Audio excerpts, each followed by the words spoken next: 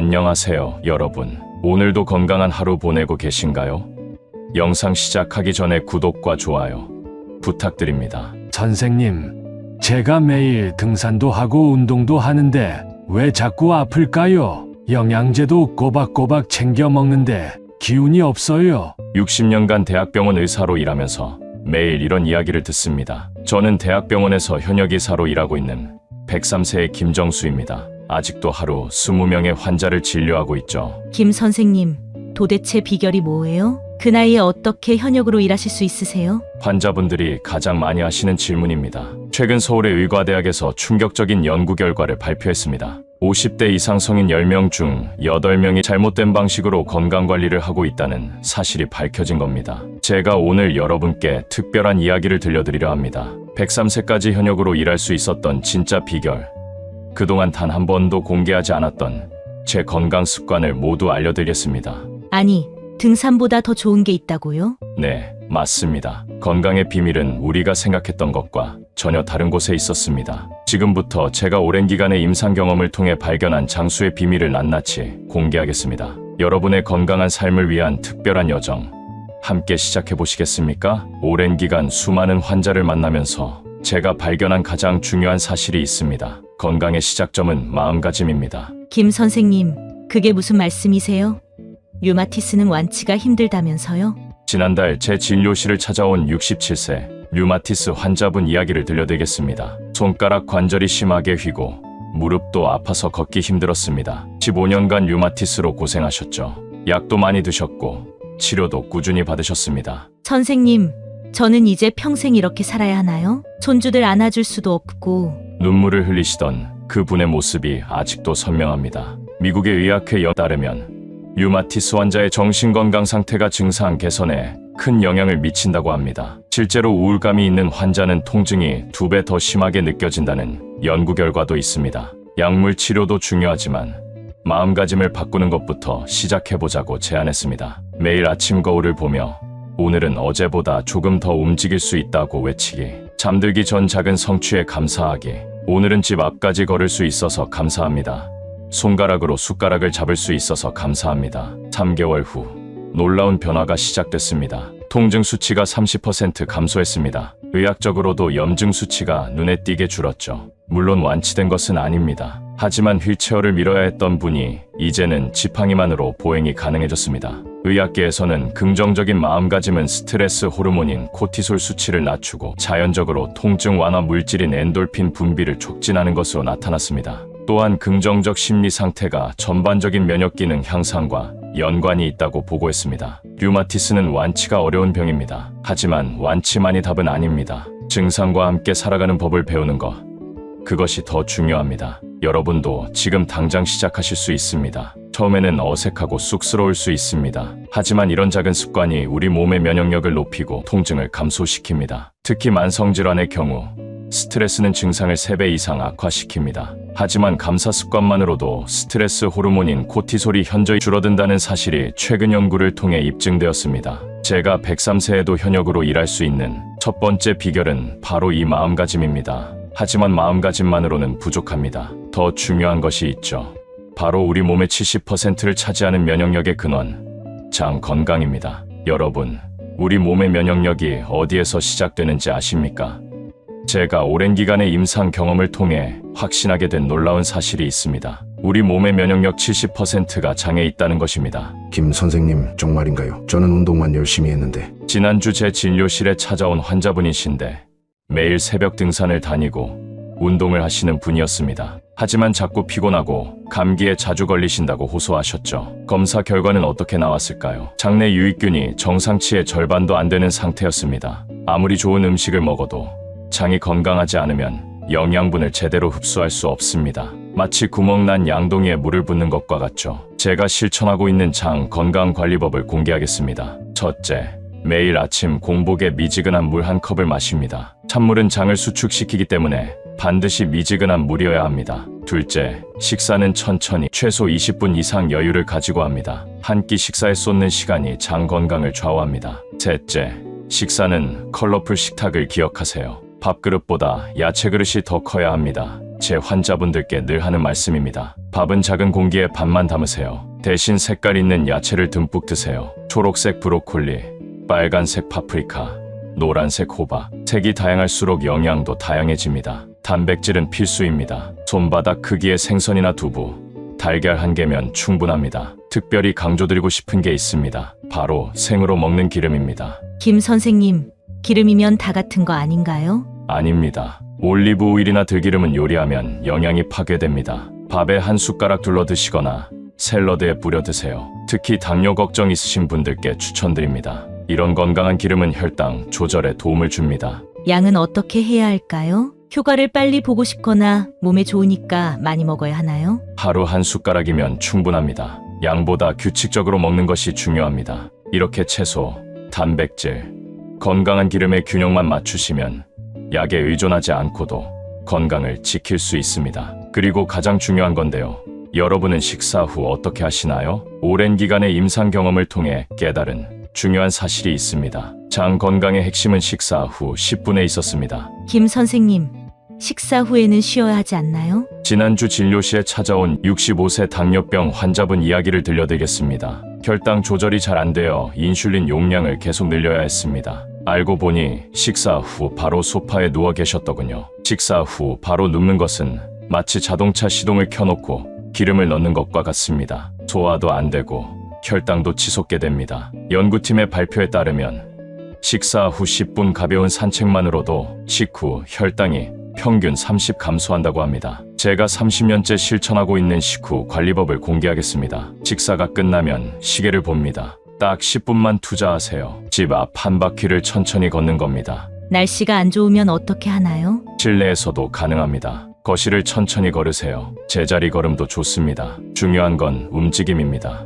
이렇게 간단한 것만으로도 효과가 있나요? 놀랍게도 이 습관으로 3가지 효과를 볼 수 있습니다. 첫째, 소화가 잘 됩니다. 움직임이 장 운동을 활성화시키기 때문입니다. 둘째, 혈당 조절이 됩니다. 근육 운동으로 포도당 흡수가 촉진됩니다. 셋째, 지방 축적이 감소합니다. 식후 바로 움직이면 칼로리가 지방으로 덜 전환됩니다. 하지만 바쁜 직장인은 어떻게 하나요? 점심시간을 활용하세요. 식사 시간 50분, 산책 10분으로 나누세요. 사무실 주변 한 바퀴면 충분합니다. 실제로 제 환자 중 직장인 박 과장님은 이 습관으로 3개월 만에 당화혈색소가 8.5%에서 6.8%로 떨어졌습니다. 장 건강은 우리 몸 면역력의 70%를 좌우합니다. 그리고 그 장 건강은 식후 10분에 달려 있습니다. 여러분의 건강한 삶을 위해 오늘 점심 식사 후 10분만 투자해 보시겠습니까? 그리고 저녁 식사는 잠들기 3시간 전까지 끝내야 합니다. 장도 우리처럼 휴식이 필요하기 때문이죠. 그렇다면 장이 건강해지면 수면의 질도 좋아질까요? 바로 그렇습니다. 장 건강과 수면은 때려야 뗄 수 없는 관계입니다. 제가 70살의 큰 고비를 넘긴 후 깨달은 수면의 비밀, 이제부터 자세히 말씀드리겠습니다.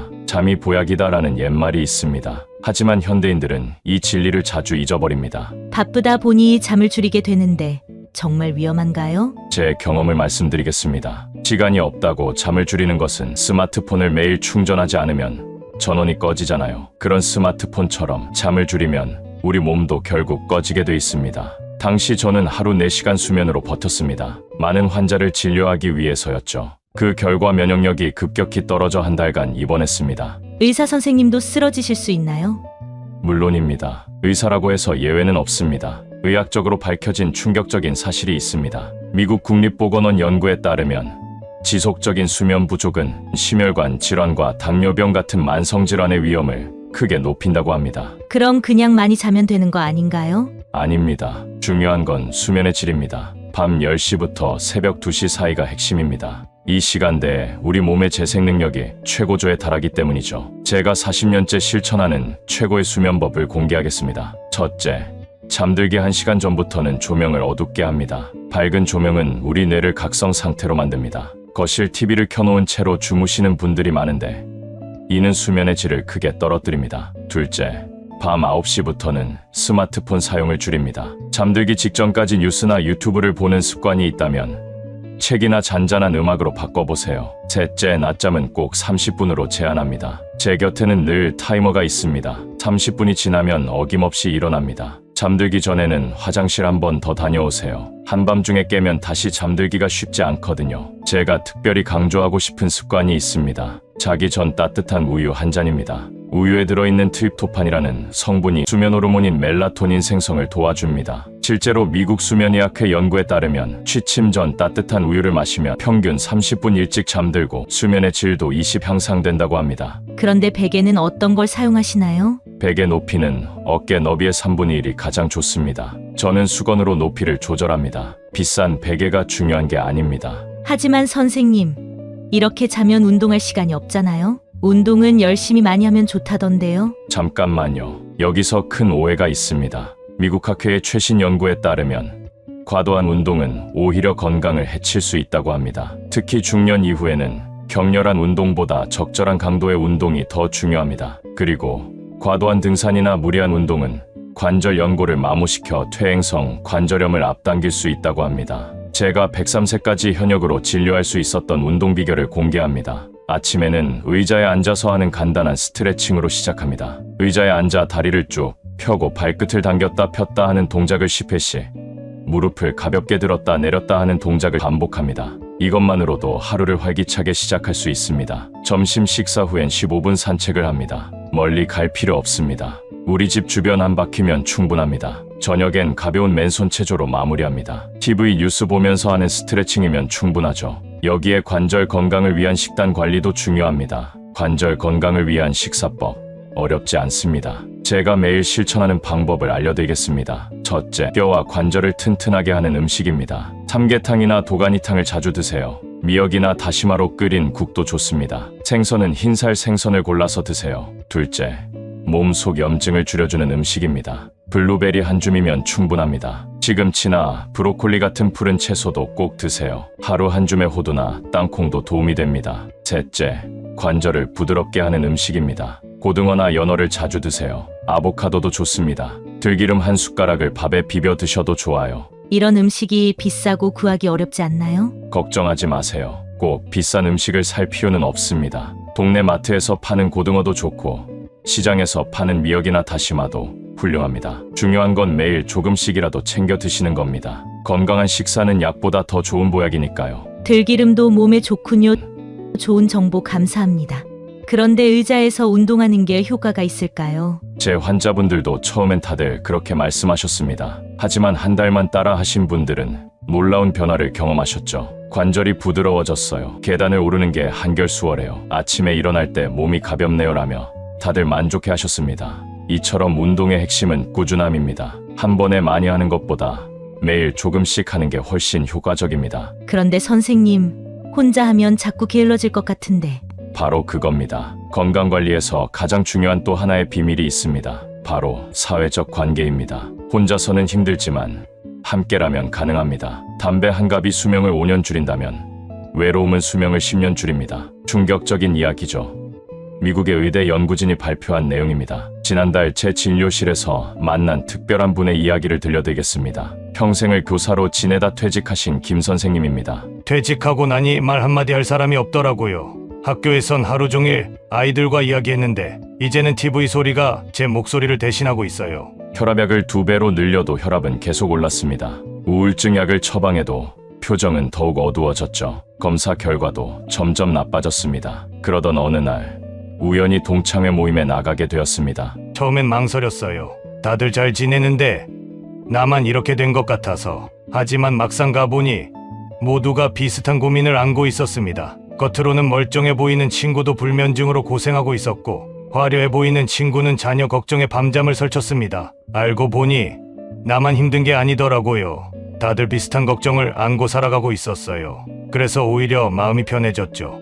서로의 고민을 나누다 보니 자연스럽게 모임이 만들어졌습니다. 매주 만나 따뜻한 햇빛을 받으며 산책도 하고 도시락도 나눠 먹었죠. 놀라운 변화가 시작됐습니다. 3개월 만에 혈압이 정상으로 돌아왔습니다. 6개월이 지나자 우울증 약을 끊을 수 있었죠. 웃음소리가 진료실에 가득했습니다. 혼자라고 생각했는데 알고 보니 함께 할 수 있는 친구들이 이렇게 많았어요. 미국의 한 의대 연구팀에 놀라운 발견이 있습니다. 사람과 대화를 나눌 때 우리 뇌에서는 행복 호르몬이라 불리는 옥시토신이 분비됩니다. 사람과 이야기를 나눌 때 이 행복 호르몬이 나옵니다. 이 행복 호르몬이 하는 일을 자세히 설명해 드리겠습니다. 먼저 높은 혈압을 내려줍니다. 혈압약을 먹어도 잘 안 떨어지는 고혈압, 하루 30분 대화로도 좋아질 수 있다는 뜻입니다. 둘째, 스트레스를 확 줄여줍니다. 잠도 잘 오고 머리도 맑아집니다. TV 보는 것보다 이웃과 차 한 잔 나누는 게 훨씬 좋습니다. 셋째, 우리 몸의 면역력을 높여줍니다. 감기도 덜 걸리고 피로도 덜 느끼게 됩니다.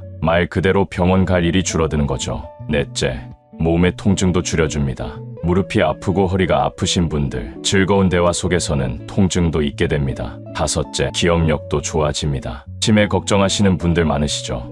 대화는 최고의 치매 예방법입니다. 그래서 얼마나 대화해야 하나요? 하루 30분이면 충분합니다. 아침에 이웃과 10분, 점심에 친구와 10분, 저녁에 가족과 10분, 이렇게만 해도 놀라운 변화가 찾아옵니다. 세계보건기구 연구에 따르면 매일 규칙적으로 대화하고 교류하는 어르신들은 그렇지 않은 분들보다 더 건강하게 오래 사신다고 합니다. 약을 먹어도 안 좋아지던 혈압이 대화를 나누면서 저절로 좋아지는 경우를 제 진료실에서 정말 많이 봤습니다. 여러분, 지금 당장 시작하실 수 있습니다. 옆집 할머니와 인사 나누기, 동네 친구와 걷기 운동하기, 자녀들과 전화통화하기, 이런 작은 대화들이 모여 우리의 건강을 지켜주는 겁니다. 약국에서 살 수 없는 최고의 보약, 바로 대화입니다. 하지만 선생님, 이 나이에 새로운 관계를 만들기가 쉽지 않아요. 그렇습니다. 갑자기 새로운 관계를 만들기란 쉽지 않죠. 제가 실천하는 방법을 알려드리겠습니다. 매일 같은 시간에 동네 한 바퀴를 걸으세요. 자연스럽게 얼굴을 마주치는 이웃이 생깁니다.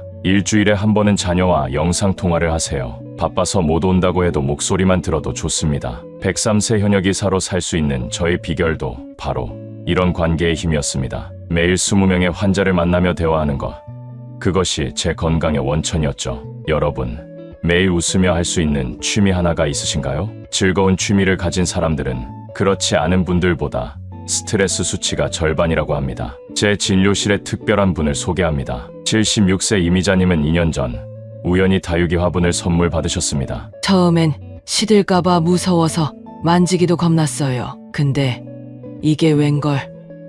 다육이가 저보다 더 튼튼한 거예요. 한 달이 지나고 꽃이 피었을 때 환자분의 표정도 꽃처럼 환해졌습니다. 매일 아침 다육이에게 인사하는 게 일과가 되었고 새순이 나올 때마다 일기장에 기록하셨죠. 이제는 창가에 다육이가 20개나 되네요. 손떨림도 좋아지고 불면증도 사라졌어요. 취미의 종류는 중요하지 않습니다. 다육이가 아니어도 좋습니다. 뜨개질을 하셔도 좋고 글씨를 쓰셔도 좋습니다. 장기나 바둑을 두셔도 좋죠. 중요한 건 매일 기다려지는 즐거움입니다. 미국 노인의학회 연구에 따르면 취미 활동을 하는 동안 우리 뇌에서는 젊어지는 호르몬이 분비된다고 합니다. 나는 재주가 없어서 이제 와서 뭘, 이런 생각은 버리세요. 취미에는 재능이 필요하지 않습니다. 즐거움만 있으면 됩니다. 제가 추천하는 취미 시작하는 방법을 알려드릴게요. 첫째, 어릴 때 하고 싶었던 것을 떠올려 보세요. 둘째, 하루 10분부터 시작하세요. 셋째, 같은 취미를 가진 친구를 만나보세요. 제 환자 중에는 다육이 모임을 만드신 분도 계시고 서예 동호회에 가입하신 분도 계세요. 골프 모임에서 새로운 인생을 찾으신 분도 계십니다. 재미있는 사실은 취미가 늘어날수록 약은 줄어든다는 겁니다. 우울증 약을 줄인 분들, 혈압약을 줄인 분들이 많습니다. 취미는 약으로도 살 수 없는 특별한 치유력이 있습니다. 작은 관심사 하나가 여러분의 인생을 바꿀 수 있습니다. 오늘부터 시작해보시는 건 어떨까요? 여러분의 새로운 취미가 여러분을 기다립니다. 지금까지 제가 103세 현역의사로 살아갈 수 있었던 건강관리의 모든 비밀을 말씀드렸습니다. 이제 마지막으로 이 모든 것을 하나로 묶는 가장 중요한 비밀을 말씀드리겠습니다. 이것이 잘못되면 지금까지 말씀드린 모든 내용이 쓸모 없어질 수 있습니다. 충격적이지만 사실입니다. 제 진료실에서 만난 박영진님의 이야기로 설명드리겠습니다. 이분은 건강관리를 완벽하게 하셨습니다. 운동도 꾸준히 하고 식단 조절도 철저했죠. 그런데 왜 자꾸 아프다고 하실까요? 문제는 강박이었습니다. 건강에 대한 지나친 집착이 오히려 스트레스가 되었던 거죠. 건강관리의 마지막 비밀은 바로 균형입니다. 저도 장 건강에는 신경 썼지만 가끔 피자도 먹었습니다. 규칙적인 수면을 지켰지만 가끔은 저녁 늦게까지 미스트롯을 본다거나 손주와 놀다 늦게 잔 날도 있었죠. 완벽하진 않았지만 꾸준했습니다. 즐겁게 실천했기에 가능했습니다. 완벽한 실천이 아닌 지속 가능한 실천이 중요합니다. 가끔 흐트러져도 괜찮습니다. 중요한 건 다시 시작하는 용기입니다. 마지막으로 오랜 기간 동안의 임상 경험을 통해 깨달은 건강한 삶의 비밀을 정리해 드리겠습니다. 첫째, 건강은 마음가짐에서 시작됩니다. 도서관에서 책을 정리하듯 매일 아침 긍정적인 마음으로 하루를 정리해 보세요. 둘째, 장 건강이 면역력의 핵심입니다. 식사 후 10분 산책만으로도 놀라운 변화가 찾아옵니다. 바쁘시더라도 이 황금 같은 10분 꼭 지켜주세요. 셋째, 수면의 질이 건강을 좌우합니다. 잠들기 전 스마트폰은 멀리하시고 따뜻한 우유 한 잔으로 하루를 마무리하세요. 넷째, 과도한 운동은 오히려 독이 됩니다. 의자에 앉아서 하는 간단한 스트레칭, 하루 15분 산책만으로도 충분합니다. 다섯째, 대화는 어떤 영양제보다 강합니다. 하루 30분의 대화가 5년 더 건강하게 살게 해준다는 걸 잊지 마세요. 여섯째, 취미는 최고의 보약입니다. 다육이를 키우셔도 좋고 글씨를 쓰셔도 좋습니다. 즐거움이 있는 일이라면 무엇이든 좋습니다. 완벽하지 않아도 괜찮습니다. 꾸준히 하는 것이 중요합니다. 일곱 번째, 매일 균형 있는 식사를 하세요. 식사만 잘하셔도 시중에서 파는 영양제 필요 없습니다. 아침에는 채소를 많이 섭취하시고 탄수화물은 적게, 단백질은 많이 섭취해야 합니다.